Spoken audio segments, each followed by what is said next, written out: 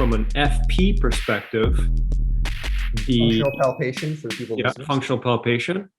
which we teach in FR, that region, that groin region is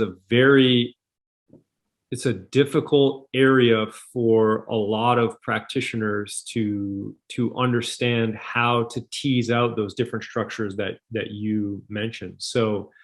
in functional palpation, which precedes FR in the course, we go through systematic ways that we can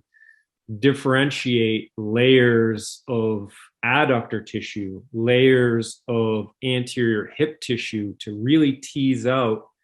those tendons. So how do we differentiate an adductor longus, which is our reference structure, from a brevis, from a gracilis, from the anterior face of adductor magnus, which we can't see here because it's sitting underneath there, from a pectineus, because that anatomical knowledge can help you as a practitioner. It can help you as a trainer or a coach if you know specifically what tissues might be problematic based on your ability to palpate, to understand the anatomy and then palpate that anatomy. You understand that all of those tissues exist in the same compartment, but they all have directional differences. And so really understanding those directional differences and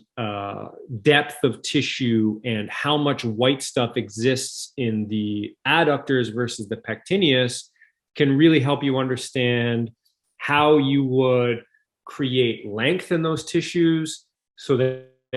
you can begin loading at length of those tissues, which is what we would call the beginning of the length loading progression, which the end of the length loading progression is now that you have gotten or achieved or acquired the length that you need of those tissues for that particular client or patient or athlete to do what they need to do. How do you change the velocity of loading at various points of that length or through that length, which is, again, back to this force profiling concept, to truly target those or that particular tissue to match that force profile to what it's going to undergo in whatever activity this particular person is doing.